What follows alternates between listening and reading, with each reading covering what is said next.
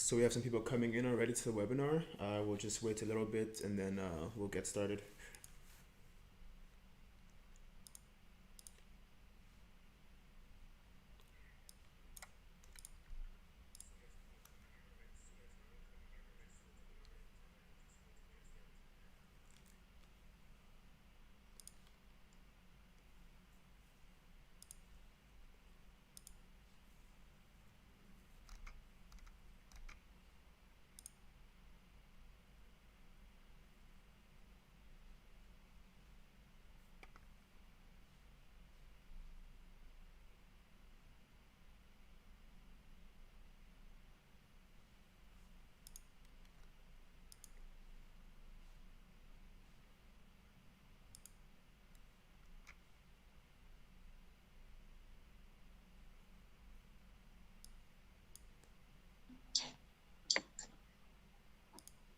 Hello, everyone.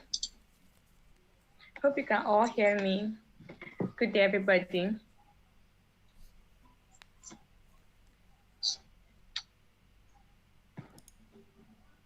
Okay. If you can hear us, just write it in the chat so that we're aware and we can make any changes if necessary.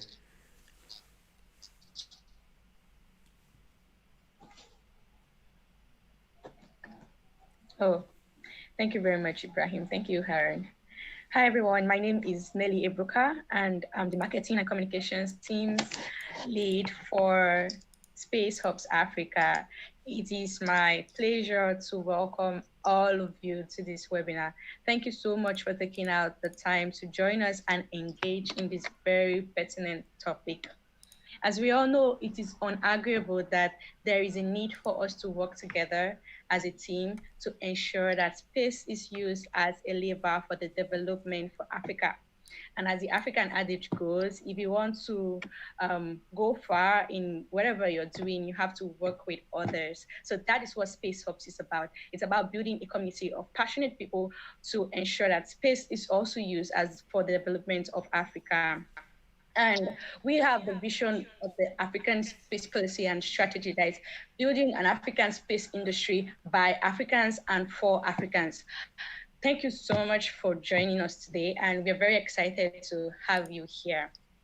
So without further ado, we have a very short but very, very interesting agenda to walk through today.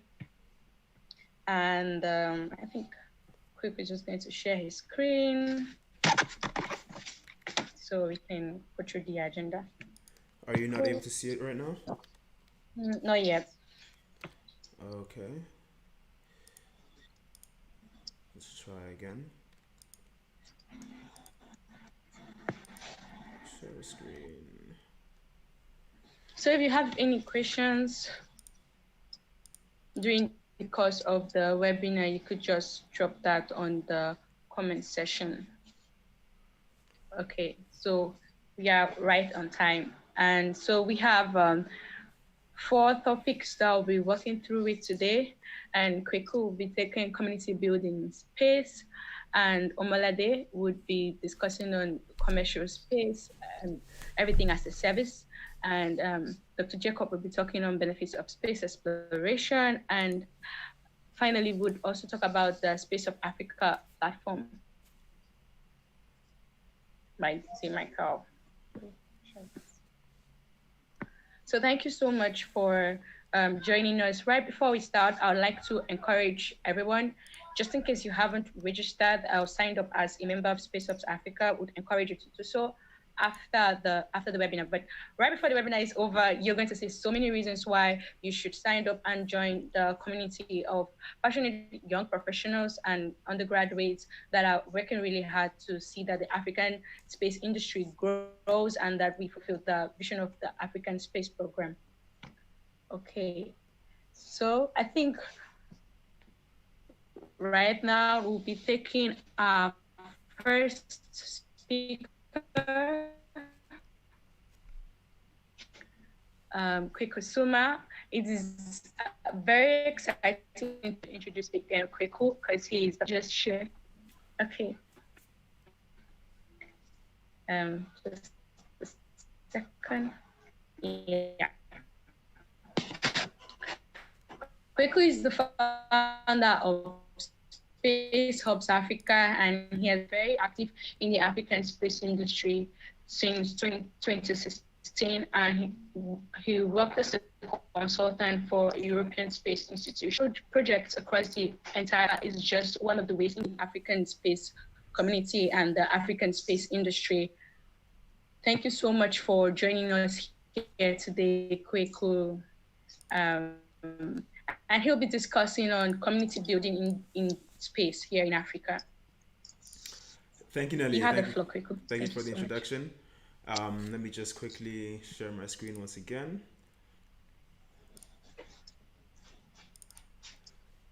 And I think now you should be able to see what I'm talking about. Just quickly let me know if you can see my screen, Nelly. Yeah, yes, we can. Okay, great. So, hello everyone. Thank you for joining our first ever webinar. My name is Kweku, as Nali talked about before. I have a background in physics and I've worked in the European space industry for the past 4 years as a consultant for space institutions. I'm sure a lot of you are not quite sure what Spacehubs Africa is or what we're trying to do. And this webinar is in part to try and answer those questions. So I'll specifically be talking about community building in the space industry, which I believe is a very important topic that's not talked about as much. So some of you might be wondering, why are communities relevant for an industry, or what does it mean to actually even build a community in a specific industry? And this and more will be covered in this topic. So just as a quick overview, I'll first provide some context behind the importance of space technologies as a whole. Some of you may already be aware of this, some of you may not. And afterwards, I'll continue by providing a few case studies from other geographic regions across the world to explain the value of communities and maybe give a bit of context into how certain industries were actually developed. So setting the stage really quickly, if we look at the state of things in Africa currently, with respect to other regions in the world, what we notice quite clearly is that Africa is projected to be the fastest growing region over the next 80 years about. So if you look at the presentation, the second line down here that's very steep is Africa. And as you can see, most of the world is below and only Asia is above.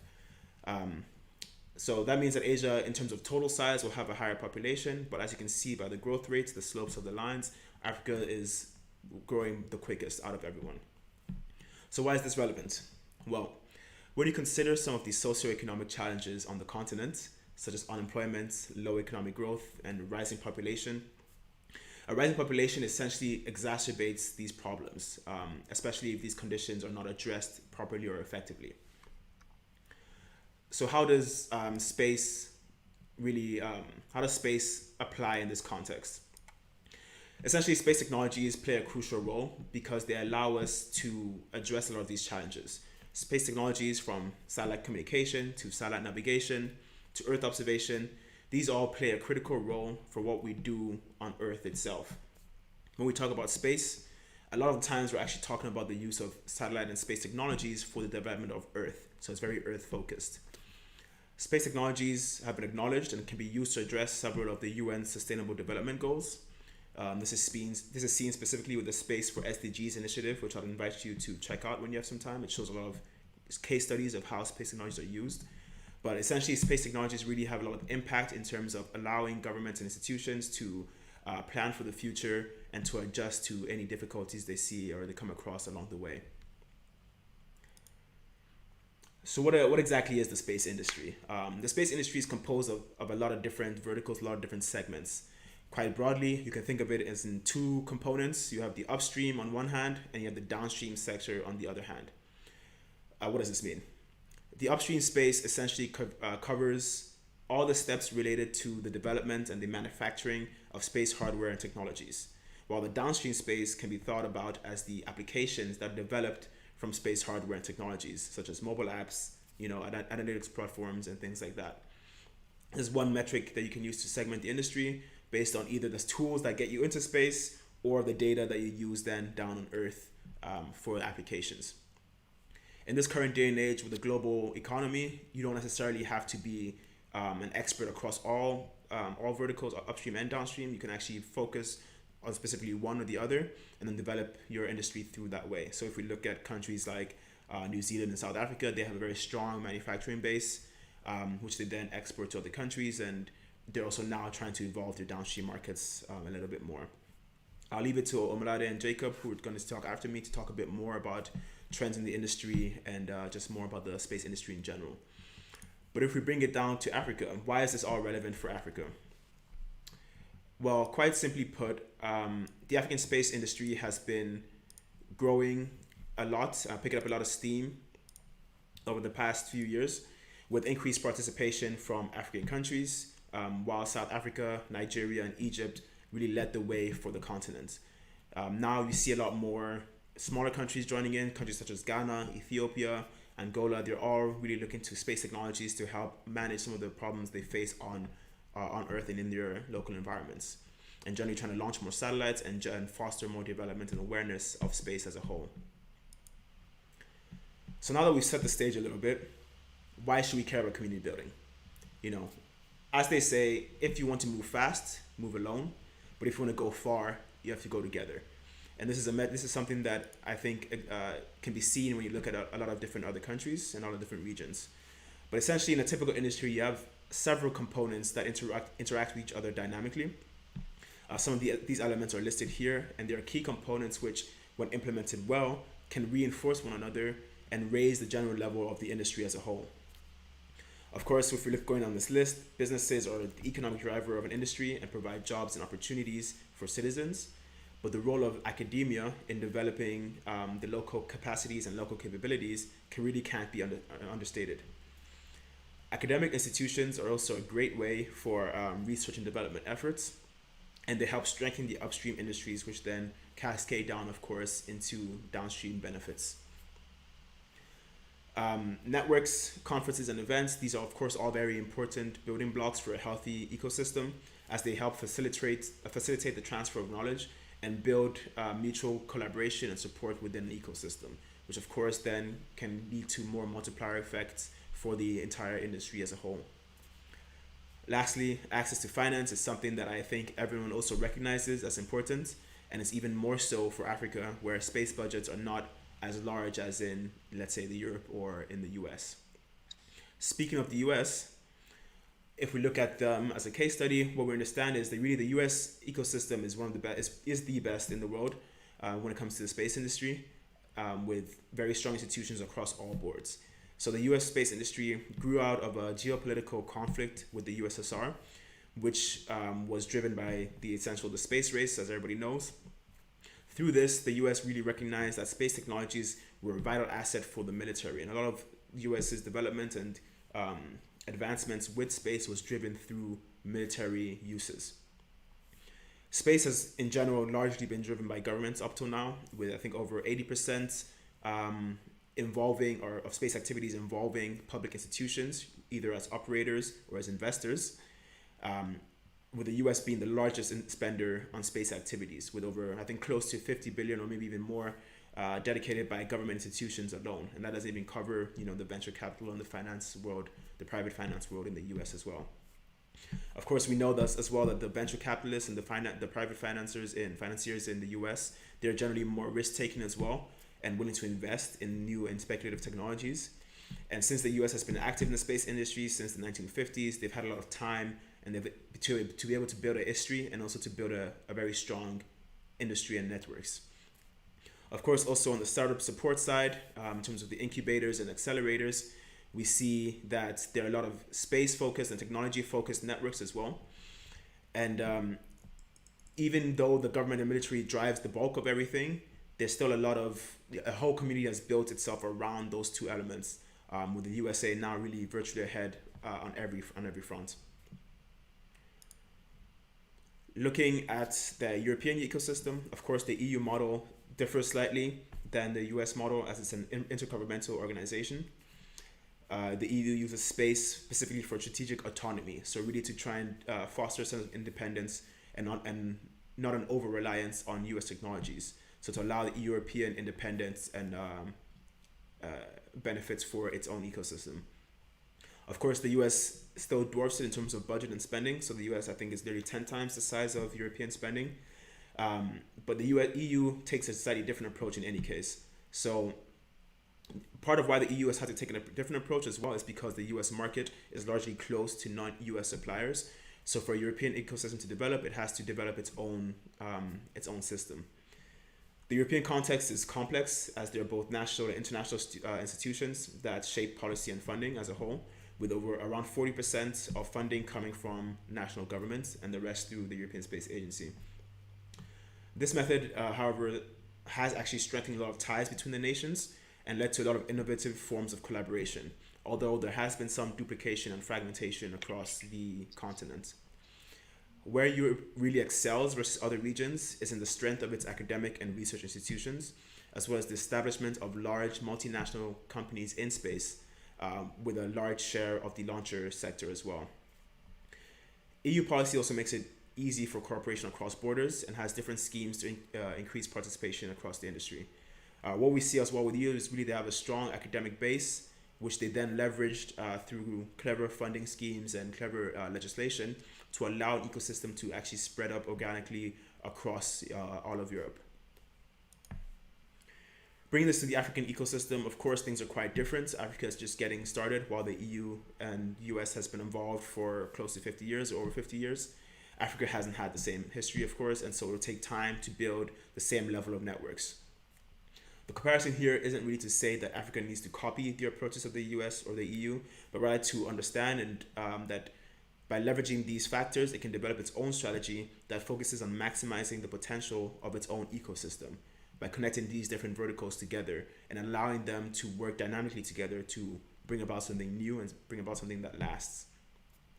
Africa, of course, is several times larger than both Europe and the US, and so, of course, it will naturally have a harder time building its own community when things are more disparate, regions are more fragmented and fractured, and it's just generally harder to connect all these different aspects together.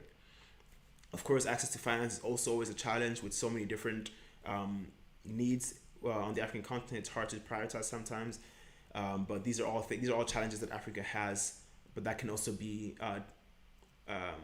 mitigated by use of new technologies. So this is where Spacehubs Africa comes in. We are trying to use the power of new technologies such as the internet to avoid following the same path as other regions, but rather to create a new path for ourselves and help build a community that can reinforce each other, that is fit for this modern age. Quite simply, Spacehubs Africa is trying to build the African space ecosystem online. We provide an online platform for the African space community to allow the sharing of knowledge, building of connections, and development of capabilities for anybody who wants to partake. The website and platform is free, of course, for registering for anybody who's interested. And the best part of it actually is that you don't even have to be an expert in space. You know, our community is open to everyone of all ages, of all backgrounds, all nationalities. Whether you have 20 years in the industry or whether today's the first time you're even hearing about space technologies in the space industry, we want to try and help build connections with space enthusiasts across Africa. Not only do we provide a platform for you to talk and connect with others, you can also organize your own local events and organize your own local meetups. And we're trying to generally give you more the power to be in the agency to create something for yourself, a community for yourself in your own environments. Aside from that aspect, we at Spacehubs Africa also want to support you in your own personal space journey and help equip you with the tools and resources necessary to actually take part in the African space industry or in the wider space industry as a whole. To that end, we'll be developing various educational resources, webinars such as this, as well as trying to provide any support we can to young space startups as well that are growing. So my message to you is simply join our community, which has already grown to around 300 members. We have a large student base with members across all of Africa, in Nigeria, in Ethiopia, in Kenya, South Africa, really quite widespread over the continent. And we invite you to join and help develop the African space ecosystem. Here at Spacehubs Africa, we want an Africa for Africans and built by Africans. However, of course, if you're not African and you're still interested in the African space industry, you're also welcome. Like I said, our community is open to anybody who wants to join.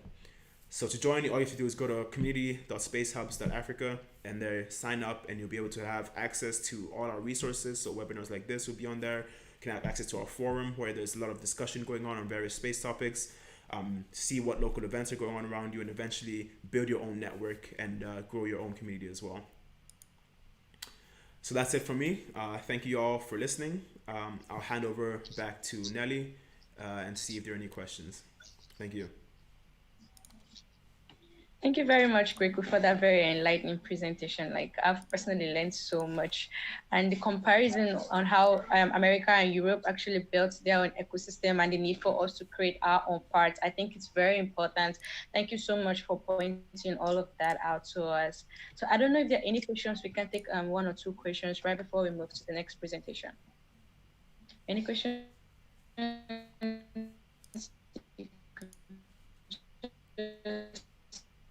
Send your question to the comment section. Okay. Yeah, I think there's one in the comment section that asks, in your 3 ecosystem slides, why not include a box for public sector? So the public sector, of course, is a very important section.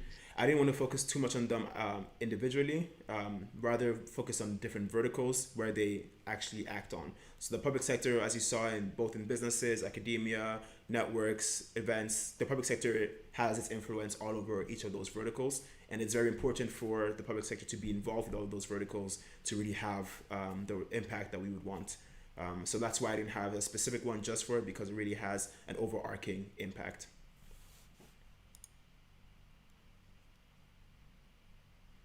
You're on mute, Nelly. Thank you. I think you can take one more question right before we let you go. I think I just saw a question. Yeah.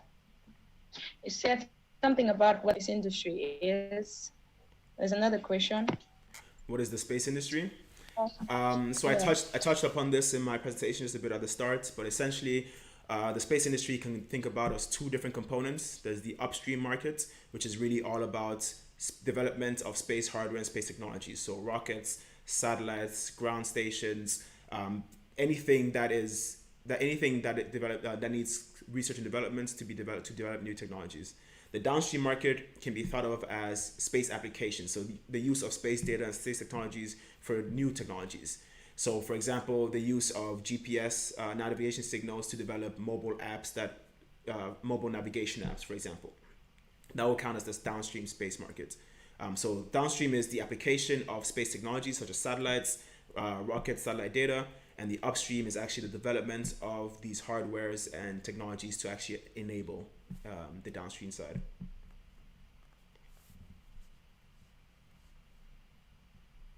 All right, we'll take the rest of the questions right after we've had all the presentation. So right now we're going to have a second speaker who is also a member of the Spacehubs Africa team, Omolade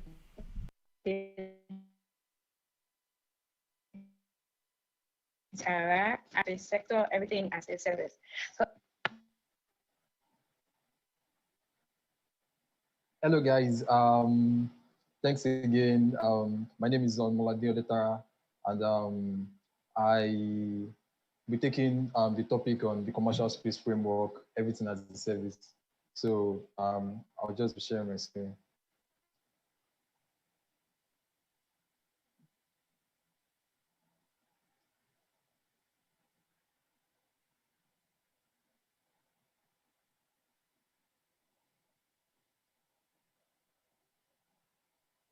So a bit of background, just like Nelly mentioned, I am a team member of Spacehubs Africa. I work on the outreach team and together with the business analysis and communications team. So I generally refer to myself as a creative technologist. I'm interested in shaping the future of the space industry, especially in Africa.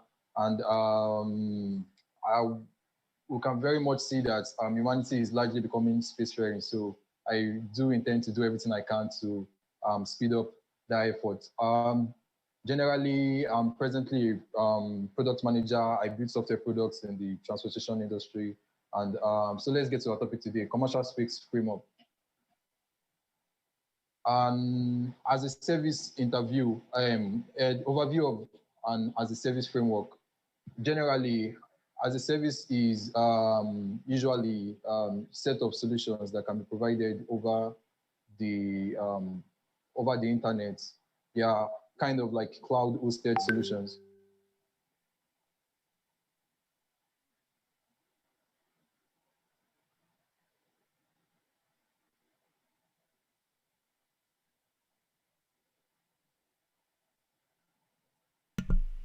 Hi, Omalado. I don't think we can hear you currently.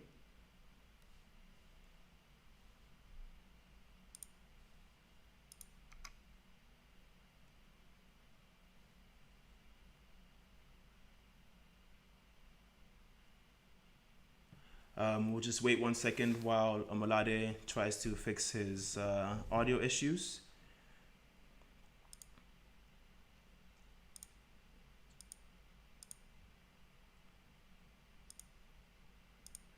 In the meantime, Nelly, were there any other questions? Maybe while Omalade is getting ready. Yeah, I think Habib was raising his hands. He had a question, but he hasn't dropped that yet. So, Habib, you can actually ask your question now. If you can hear me. Um, okay, I'm not sure what's happening with Omalade, so I think, okay, let's see. Otherwise, we can fast forward to Jacob's presentation first and then come back to Omalade afterwards.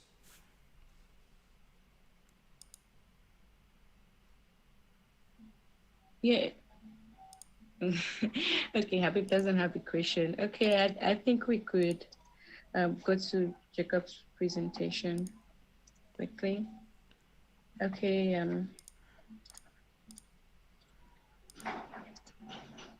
Yes. So everyone will be having Dr. Jacob speak on the benefits of space exploration, which I think is like a foundational topic that everybody here is supposed to have knowledge on. It's really important that we know why we're doing what we're doing.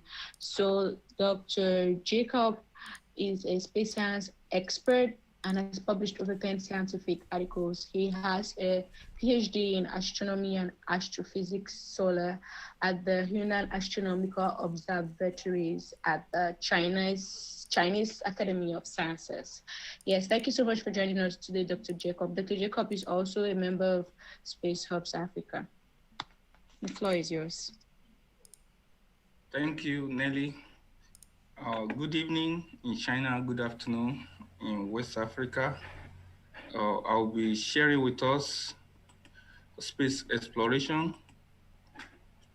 So, space exploration, economic benefit of space exploration, and how we can benefit in Africa. So, so can you see my screen? Not yet.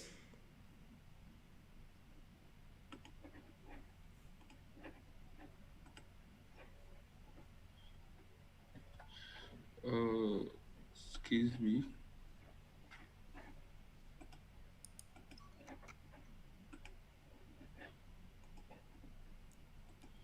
Okay, can you see my screen now? Yes, now we can. Okay. Okay, so I'll be sharing with us economic benefit of space exploration, how Africa can benefit. Thank you, Nelly. She has introduced me earlier. So very quickly, we'll be. Can you go we'll into be a full screen presentation mode, Jacob? Thank you. okay. Okay. Sorry. Okay. So thank you, Nelly. So very briefly, we'll be looking at the this topic under the following subtopics. And quickly, the first very satellite in Africa is Sunsat, launched by South Africa, by a university in South Africa in 1999. And between 1999 and December 2020, which is about 30 days ago, African country has put in space 42 satellites. Three of it are partnership with Egypt leading, then South Africa, Nigeria, Algeria, and so on. In Africa, Nigeria, along with South Africa, have the most developed space program. They have strategies. They already have plans what to do in the next few years or and that. So Nigeria and South Africa seem to be leading in Africa in terms of space program. Nigeria launched the very first communication satellite, a geosynchronous satellite, into space in 2007, which happened to be the very first satellite in geosynchronous satellite in Africa. Very quickly, why do we have to study space? Why do we have to explore it? We think of asteroid and comets. As we know, our planet is just one ball. It's just a ball out of billions of balls in atmosphere. Let's just assume like that.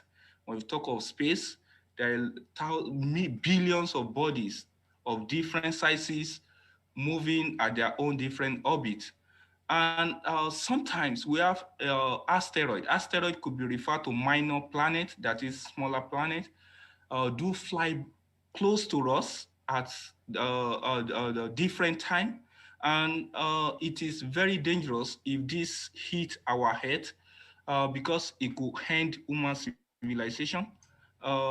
Satellite, NASA, the United States Space Agency, already has a lot of satellite tracking the movement of these bodies so that they can alert us or let us know when we're having a close by body.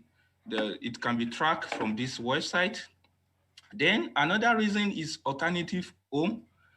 We have people who have dual citizenship. Some people are citizens of United States as well as citizens of UK. Some are citizens of South Africa and so on. So why not? We can have another planet as an alternative to Earth. Of course, the Earth is actually growing hot. Then we also look at the space resources and mining. If you walk in the street of New York or Shanghai in China, you see a lot of buildings, cars, and all that made up from resources taken from the earth. And these materials are not being replaced. So the only option is getting them from space or somewhere else. Of course, as population continue to grow, economy will continue to grow, cars, buildings will also continue to take up these resources. So space is the only hope. The other reason why we are exploring space is tourism. We have people who have traveled around different countries around the world. Why not Moon? Why not Mars? Why not Venus? Why not Saturn? So it is part of our nature of being human to explore our environment and things around us. So other reason is medical research. We look at the a lot of sample material has been conducted by astrobiologists. Have been conducting some research on some drug possibility of making some drugs from the space, and of course, United States and European Space Agency have also taken up this challenge and looking at possibility of manufacturing some drugs that cannot be manufactured under the influence of gravitational pull, which we have here on Earth. So there are space lab. NASA already has that, and they are working on uh, all this. We also have telemedicine, whereby someone in China, a doctor in China, can perform operation on someone in Togo in West Africa. So this is also another reason. Then, as we develop tourism, space resources, and other reasons, we will need new technologies. And when we have new technologies, we have new skills. New skills. In the coming years, we are expected to have new skills like space doctors, space drivers, space force officers, and so on like that. Because we are advancing, we are producing new technology that will take us around the space and all that. Then we have new uh, experts. Then very quickly, the type of satellite we'll be looking at under these three classification, because they have different applications. So we have the low Earth orbit. The low Earth orbit satellite is actually very cheap. Oh, not very cheap. Let me just say is cheaper than others. They have a wide range of applications in weather, in agriculture, in military, in education, flood management, environmental, and all that. So is easier to launch because the orbit, the altitude is around 5,000 kilometers above the Earth's surface. So they are easy. Most of the satellites in space are actually low Earth orbit satellite. The second area we know, the second classification is medium Earth orbit, which is around 20,000, 15,000 kilometers above Earth's surface. The application, they also have wide range of application like in mapping, weather, navigation, military, agriculture, among others as well. Then we have the geosynchronous satellites that is in the same orbit with our Earth. What it means is that they are in the same, this type of satellites are in the same orbit. That is, they revolve around the sun, like our own Earth, and that's about 36,000 kilometer per hour, kilometer above Earth surface. The satellites that we use in communication, the telecom companies subscribe to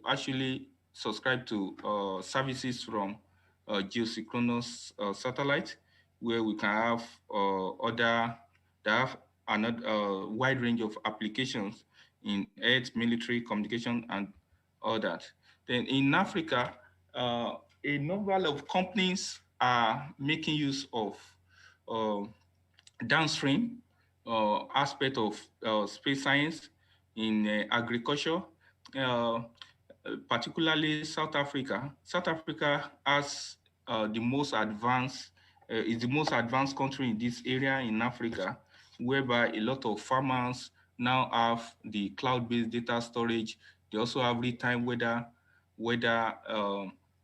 for monitoring agricultural feed and all that, crop monitoring, drought, among many other areas. So also like in countries like Kenya, Ethiopia particularly is also investing a lot of money in this area. Uh, they are working on their satellite in having the ground base so that they can use it to monitor their um, agricultural farmland that were drought and among others as well. Then we also in education we also have satellite technology is also being applied across Africa. For example, in Kenya, Ministry of Education has the Imlango, where and also in partnership with the UK Department of Foreign Aid. So they launched this in addressing education in some local communities. In Ghana, we have Ghana Learning TV on digital television and so on. In Nigeria, we have Slum to School in Lagos, as you see in the picture, whereby an NGO set up digital room and children with pad that they can connect to online teacher. Then we also have also 9link. It's also another platform that can offer this service as well. Um, so one of the applications we talk about is what we are doing here right now, video conferencing, online assessment, as many people can obtain degree from university across the world in Japan, in United States, through online classes. Unfortunately, or fortunately, I don't know what to say, COVID-19 has actually brought more awareness about this, the use of this part of space science. Then this is a research conducted by Ebini Sayemi from Adekunle Ajasin University in Odo State, Western Nigeria. He makes use of Nigerian SAT to observe part of Ondo State, looking at the forest degradation, settlement, civilization, water body, and all that. Then this type of satellite is actually classified under low Earth orbit because they have relevant equipment on board of satellite that can measure or dictate most of these things, including temperature, tree planting, deforestation, among others. So most of this technology can also be applied in other parts of Africa. Also in Togo, there is a project there by a scientist who is using one of the US satellites to analyze the water hyacinth and some other things like that. So in Africa, Africa is also keen into different area of satellite application. Then weather is also part of the reason why we have to exploit our space, the space. We have the aurora, we have the northern and southern aurora. South Africa, for example, is located in the southern part of hemisphere. So during aurora is when there is outburst from the sun, which could be solar flare, which could be flare. It could be mostly the strong flare. It could be X or M type of flares. When they travel through the space and hit our atmosphere, they can they can, they can cause extra input of power that can blow up the transformer in the on the earth, and they've been linked to oil pipeline corrosion, then among other things. So these are one of the reasons for studying the space. Then modern city planning also requires we use space in planning the city where gas is supposed to be situated, where a football field or stadium and all that. So the use of satellite is being used to plan modern city and also renovation of modern cities. So these are areas as African population is growing. Many small towns are now cities. In Africa, we have example in Ghana, like in Tema. We have another example in Nigeria, like Calabar, Ibadan. Also some area in like Mombasa, in Kenya. So it is very important we employ satellites in planning this city before people arrive, so that we can have modern, very, very modern cities in Africa. Then for Africa to develop more in this space sector, it is very important African nations, the government, the institutions, the education institute, and organizations like companies collaborate with companies outside Africa or within Africa, as well as big governments around the world to realize their dream. Of course, Africa has been doing this. Nigeria has collaboration with China in launching satellites. We have collaboration with Japan. We have recently, Nigeria is launching military, and we have a collaboration with other governments across the world. Then we also have uh, the Japanese aerospace exploration agency, and NASA also have a kind of a CubeSat program. CubeSat satellite are satellites that are less than 300 kg. When you, if you have students that can build satellites, then to put it in space, it is free. You can just look up, search that information, CubeSat program. University teachers, students can access this. It's being offered at the moment by United States Space Agency and a Japanese Space Agency. You can develop satellites and all that. So these are collaborations that are very, very important in developing our uh, our space ecosystem. African programs so far, there are a lot of works ongoing. A number of countries now are imitating either big African guys like Nigeria, South Africa, Egypt. Mauritius is having space policy. Rwanda is working on its own. Then Zimbabwe and all that. In South Africa, like I said, South Africa and Nigeria has the most advanced. They already know what they want, just funding. Funding most time is the only thing hindering some of their programs. So South Africa has this smooth tracking operation of its South Africa Space Agency. Then we have the Square Kilometer Array. It is an intergovernmental project led by South Africa. We have Australia on board. We have Ghana. We have Kenya.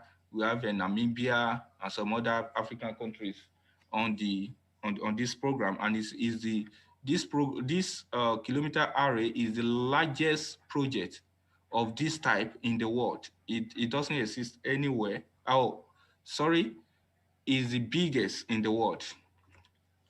So we also have NASDA. NASDA is Nigerian Space Agency. It's headquartered at Obasanjo Space Center in Abuja, the capital city, with several substations across Nigeria, west, north, and south. The experimental rocket, Nigeria is working on launching its own satellite from its soil.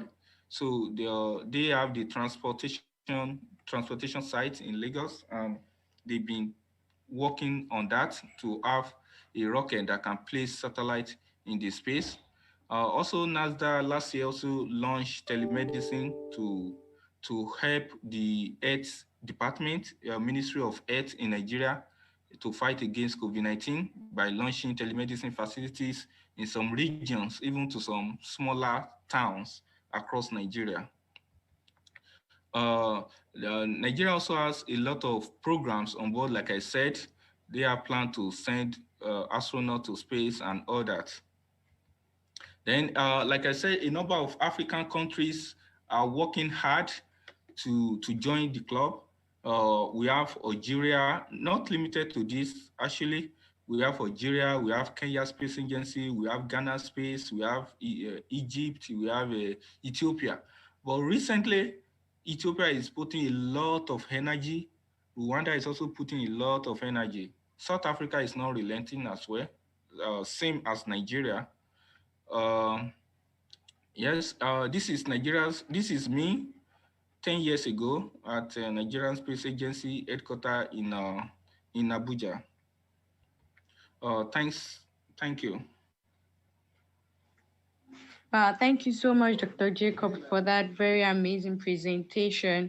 Like, we've learned a lot from the history and facts that you've given. We've seen that Africa has done fairly in promoting like space exploration in the continent, but there's still so much for us to do, and there's still a lot of uncharted territories that these space agencies and space-related organizations have to engage in order for us to fully benefit from space here in Africa. Thank you very much.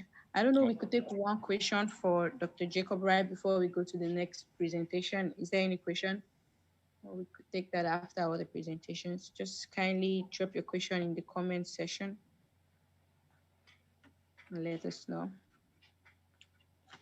Okay. Okay, we'll be expecting your questions either ways after all the presentations. So we lost Omalade before, but he's back now. So thank you for joining us again, Omalade. Like I earlier stated, Omalade is a part of the Spacehubs Africa team, and he's the business and communications analyst here in Spacehubs Africa. He has passion for commercial space industry, and he's also very knowledgeable in the same. So Omalade, you actually have the floor right now. Okay, yeah, we'll take your question right after Omalade. Just hang in there with us, Peter. We've seen your question. Thank you so much. Okay. Hello guys. Hello once again. Yeah, I got cut off there for a bit, but I'm back. So I'll just continue from where I stopped. You can also turn on your camera, Mulade. I think that would be nice for the crowd to see you.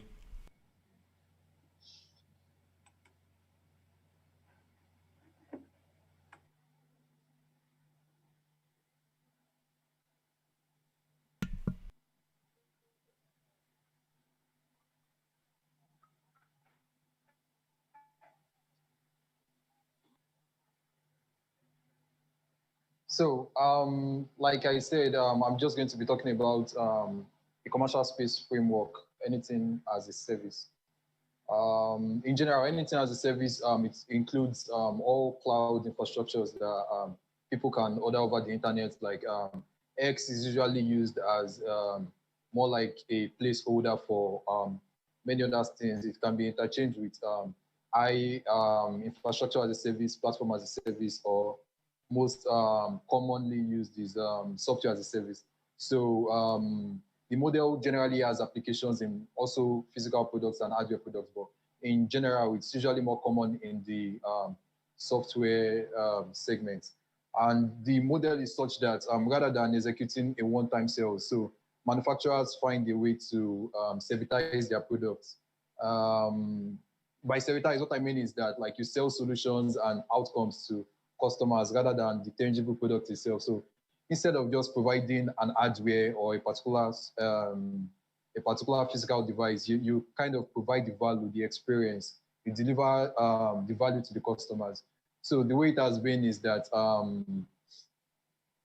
you normally would want to set up an infrastructure, buy a lot of equipment, buy a lot of gadgets, and probably if you are going to be launching rockets, you need a lot of satellite systems and some antennas and some equipment for your ground segment. But now you can just more like rent those stuff. So we could also partially call it a product as a service, and the manufacturer is just in charge of the maintaining the product, and such products can like have multiple lifetimes. So I'll just give a bit of background in space commerce, past and present, so that I can like merge it together with what I'm about to say. So like we all know, like space commerce started early 21st century, that's this particular century, and generally analysts view it as a $100 billion industry, and consists of several services, satellite operation, launch operation. So I'm just kind of going to like skip that part because previous speakers have talked about it. But like the various segments that we have, the Earth to space, the where infrastructure and services are developed on Earth to facilitate the use of space, then the space to Earth, then that service delivered in space for use on Earth, that's like SATCOM and geospatial downstream analytics. So those, the last one is space to space, but we're not going to major in on that. So in general, the particular space industry has been facing a bit of barriers, and the price of admission has been high generally. The cost of entry has also been high, different economic barriers and some high risk factors. Some of it sometimes could be regulatory. So my talk is going to be focused on the service industry, how the service industry is actually fixing this problem, how the service industry is reducing the barrier to entry. And okay, so that's it. So in general, as a service, we have three major ones, like I mentioned: infrastructure, where the provider provides the infrastructure for you to store your data, and those components generally include servers, storage, virtualization. So if you're in the space industry and you have an application or you have a value that you want to deliver, so the infrastructure is already created in this scenario. Why platform as a service, as PS, it's more trickle down. It's such that you probably access it over a web browser, and the tools that you can use to tweak your solutions are already provided. And the most common one in the software realm is usually SaaS. Yeah, it's commonly called SaaS. That's software as a service. So almost everything is delivered in that extent. It's just for you to kind of consume the value. But when it comes to space industry, one is getting more common, and that's ground station as a service. So ground stations are usually um, usually like a setup of infrastructure that allows you to communicate to your satellites, allows you to like process data. So if I'm a launch provider, or I'm in the geospatial analysis business or Earth observation business, I would have to like set up a lot of infrastructure to like scale up my operations. I would have to manage a lot of equipment.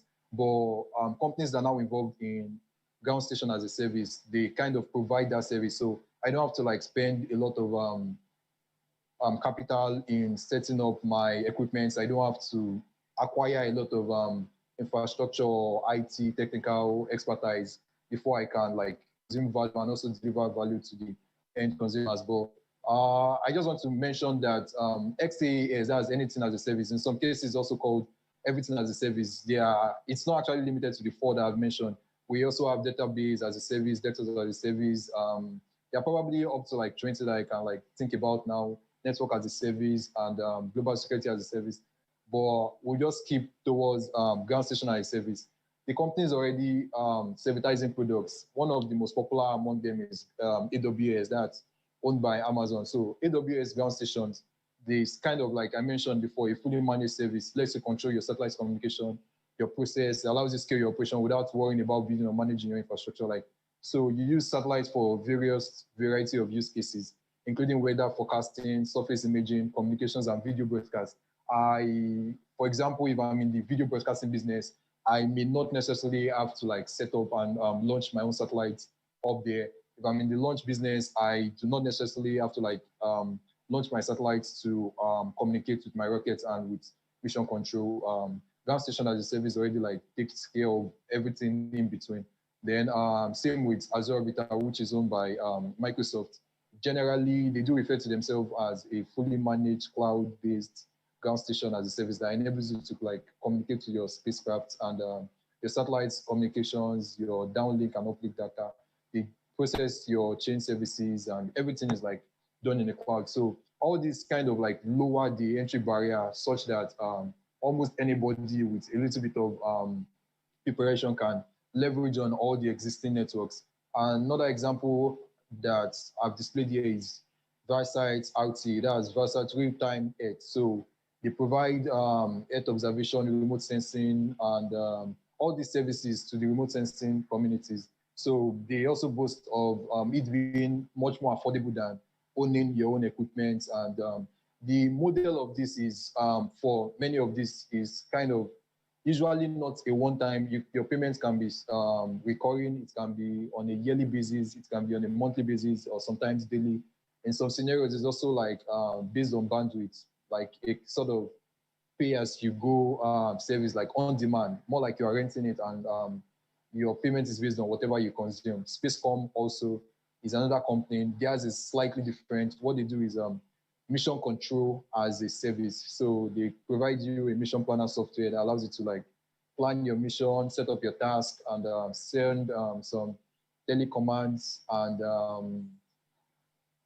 files. They also allow you to display your record and different stuff on the client server structure. So all the softwares and layers that you need in between the communications, they kind of take care of it.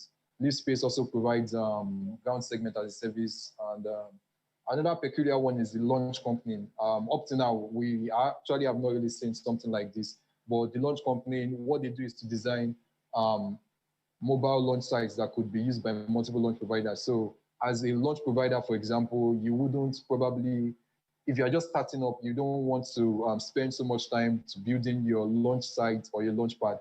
You can sort of rent a launch site, a mobile launch site that will probably just be wheeled or flown to your location, and the company in charge, the launch company, would handle the maintenance. What they just provide is that service. So the whole experience is all you get. You don't have to build hardware. They can easily work on the wheeling fittings and the disconnections and for various things. So these are the aspects of the services industry that actually lowers the barrier of entry. So it used to be more expensive than this before, but now that you can just leverage on the existing infrastructure that has been built by these companies, it's now easier for like smaller startups to come up without having so much money. Then much more other experience. I've actually mentioned them, but I'll just like generally say like the expense model and IT resources that actually shifted to the cloud, so you don't spend a lot on server down. Then you can customize your the value proposition, your value offering. Then possibly you focus on your core offering and your customers in general. Then because you can scale easily, it enables you to deliver better quality products or service.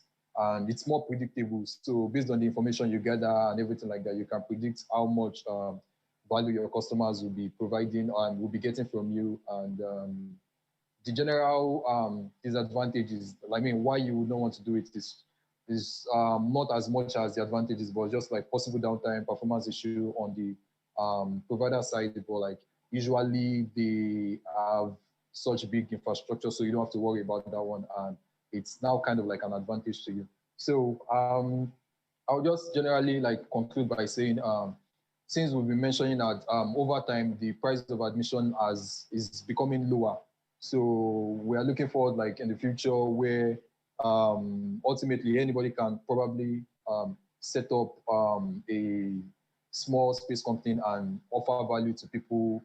The industry is generally experiencing like a rapid change, and ultimately you should be able to like probably place an order for an experiment on in microgravity, probably on the ISS, or you should be able to place an order for a particular service from the satellites that already exist in space, just from the comfort of the web. And so I generally would conclude by hoping that many more companies, especially in the African ecosystem, we see a more diverse ecosystem whereby different companies come up to actually solve humanity's problem, actually solve Africans' problem, and in general, make us fully spacefaring. So, thank you. Well, thank you very much, Malade. That was a very eye-opening presentation on space business, which is like the trend of the day. Like it's so lucrative, and everybody really needs to know like what's going on and how can we go about this. And you've really done an amazing job letting us know everything about space commerce in relation to what you said, everything as a service. So thank you so much. I think we are going to take any relevant questions right after the next presentation because we are out of time. So thank you so much again. Z Michael, I don't know if you're ready. So our next presentation is going to be taken by Z Michael. He's a team leader here at Spacehubs Africa and a young space leader at the Ethiopian Space Science Society. Yeah, he's also communication.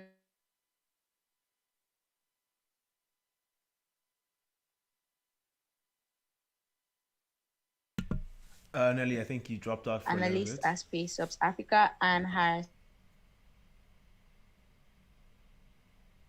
Guys, I'm sorry, I guess you lost me for a second. Can everybody hear me? Yes, now we can hear you. Oh, I'm very sorry. So I was trying to introduce Z Michael before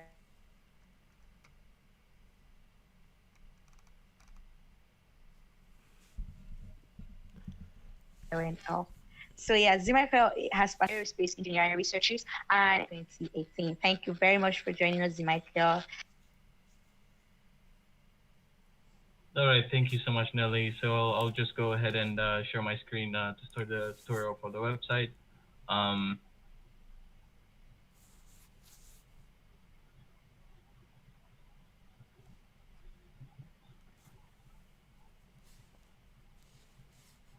All right. So I guess we can start going through the tutorial. And yeah, so this is the Spacehub Africa platform. It has different platforms in it, subsections: the Learn, the Connect, Gold, and the Forum. So with the Learn content, mostly we're planning to include, some courses, tutorials that you can get in the near future. And then you have the webinar section, which is definitely going to include such webinars like this one. And then you can find these webinars here and then register so that you can attend similar to the webinar that you have attended today. The other is discussion board, which is pretty similar with the forum, but it's more of academic and it's more of related to the courses offered on this platform. And the next sub-platform that we're going to look at is the Connect. So in the Connect section, you have the events, projects, job boards, which you can go there and then see different events, conferences around you. You can find different conferences around Africa and also around the globe that you can register in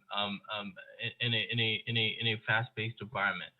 The other is you have opportunities section, and then in this section you can go ahead and then you can apply for any engineering projects, research opportunities, anything related to space. You can go here and then register from our platform. The other is job boards. Since we're trying to communicate with other industries and space companies here in Africa, we'll post those job opportunities here, and then you can go here and then apply for some of jobs related to space industry. And the other section is the Build platform. So in the Build platform, what we do is we want to connect our users with some of the space companies here in Africa and also around the world. And these are some of the companies we have listed here. You can go ahead and then see the organization's profile. If you're interested, if they offer any internship opportunities or research opportunities, you can go ahead and apply for those opportunities. And the last platform is the forum platform. So here in the forum platform, we basically have different message boards. So on the top here, we have the frequently asked questions.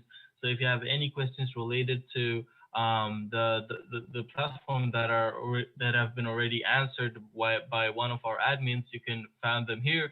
And then you have the site news updates section, and then at this place you can find any updates regarding the platform, any new features that we've included in any updates that we have. And the other is support and feature requests.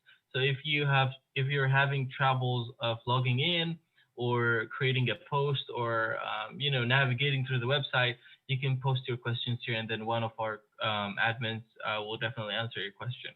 The other is we have specific topics message boards. So the first one is you have the space science and astronomy, everything related to astrophysics, physics, and all the sciencey stuff. You can find it here, and anyone can post in this category. Actually, in all of them. And then you can also subscribe to each specific post, and then you can receive notifications through your email. And then the next one is space education and law, related to legal academic discussions about space, space governance, and all that policy related to space industry is included here. You can go ahead and then look some of the posts, reply, and interact with your fellow Spacehub Africa members. The other is space entrepreneurship and business. So here we add some posts related to new space, space financing, how space companies are doing their business, how to start a space startup. All these are going to be posted in this category, and then anyone is welcome to post here as well. The other is space technologies. This is specifically for the technologies other than the science. You can post about satellite technologies, rocket technologies, anything related to space technology developments. You can post them here. The other is space news, where you can find a general space news, what happened this week, what happened this month, what is going to happen, launch news, any new satellite coming up. You can find those here, and then you can actually subscribe it so that you can get timely notifications from this category. The last specific category is Space Journal.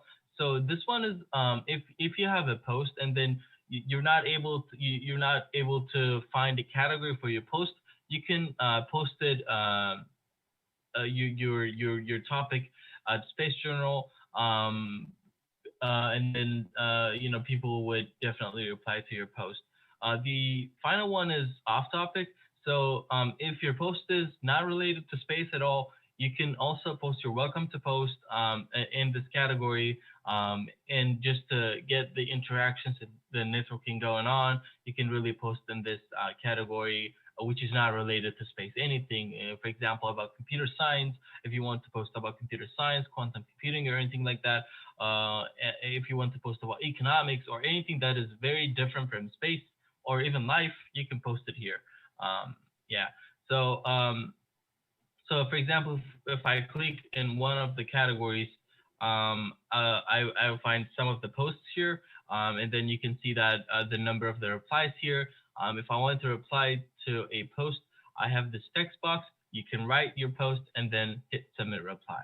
And then when you do this, other people who have been subscribed to this specific post, they can they can receive an email about a new reply to this specific post.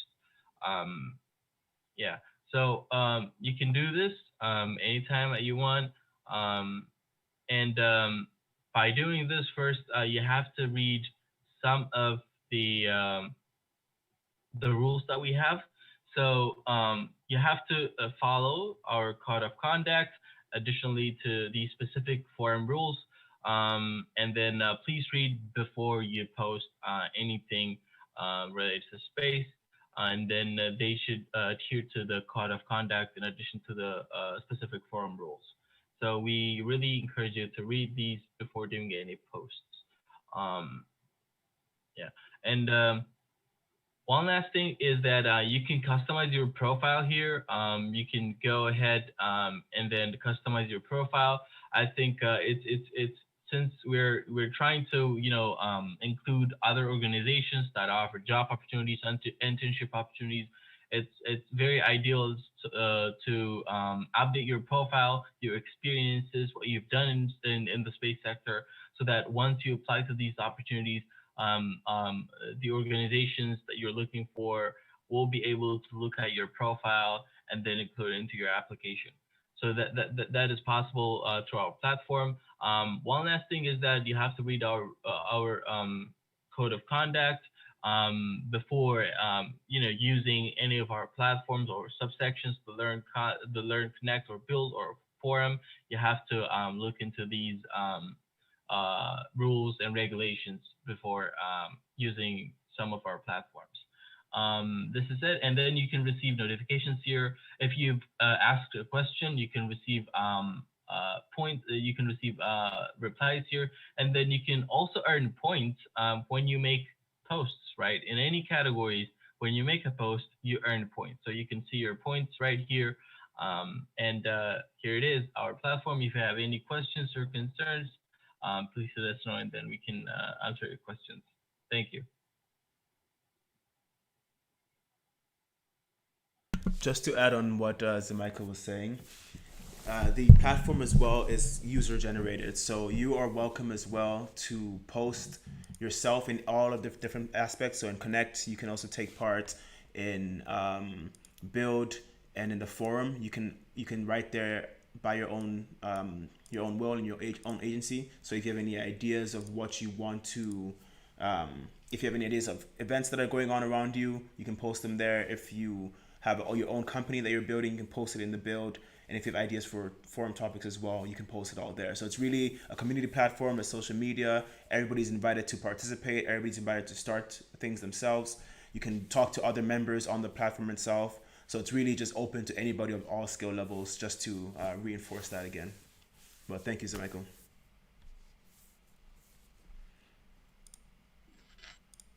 Nali, do you want to? Yes, sorry, I had network challenges again. Thank you so much, Zimaka. That was great. And thank you for walking us through how to make proper use of the forum and the community platform. Any questions? We are already 30 minutes behind time. So if there are any questions, please just kindly let us know so we could quickly address them. And then Kweku is going to give some closing remarks again, and then we're done for today. But okay. So yeah, if you have There questions, was a post them in the question. chat. I don't know.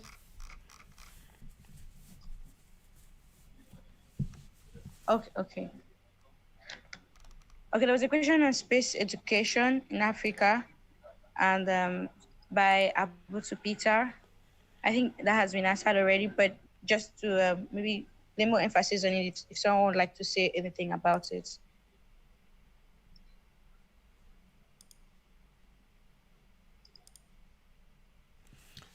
Oh, I think this was directed towards Jacob, but he replied. So the question was, what's the future of space education in Africa? Seems like we're at a dearth of knowledge. And then Jacob said that, well, Jacob's on screen. Jacob, do you want to answer that question? Just unmute yourself quickly.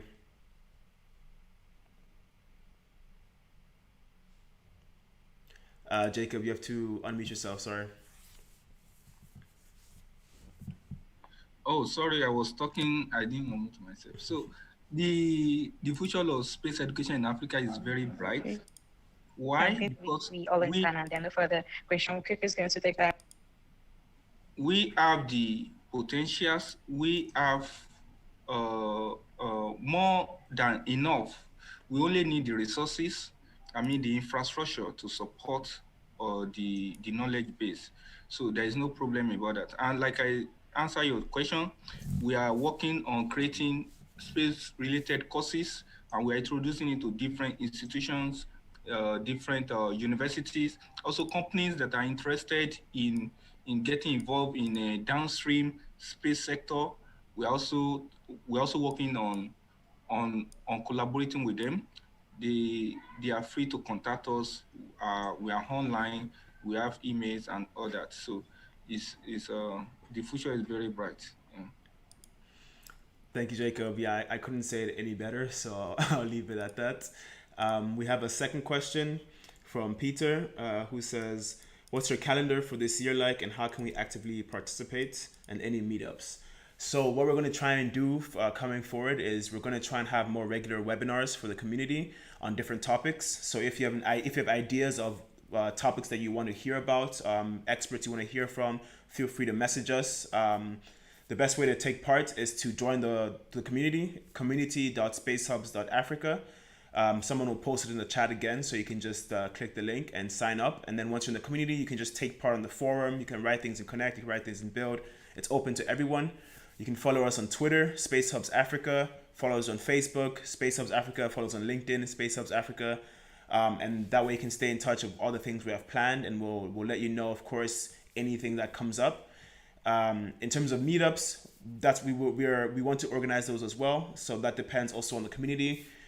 Just like I said, if you guys have ideas of things you want to do, we don't want this to be just us telling you how to build the community. We want this to actually be a community with ideas coming from everyone. So if you have ideas of things you want to do, feel free to suggest them. We'll support you as we can as well. We want this to be an active community that's open for everyone. So take part wherever you can. Just join the forum, follow us on our social media, and you'll hear from us in terms of future webinars and future ideas that we bring out. Then I see another question. Yes, okay. Yeah, Nelly, do you want to read out the question? Yeah. It's from Bed Adeze Adazie. Sorry, she said, any physical or online space-based lab for sourcing materials about space videos and books. Yeah, so I mean, there are a lot of resources online already. So a lot of free resources on YouTube. YouTube is a great way to learn. You have GMS in Africa. It's a consortium based in Africa. They have courses online that they have on their platform as well. You have Digital Earth Africa, African Union. They also have different materials. Of course, you can go to NASA and organizations like that. And of course, Spacehubs Africa, we will be developing more things ourselves. So like I said, if you follow us on a different social media, if you stay in touch, we'll also keep you abreast of different ideas and different opportunities that we find.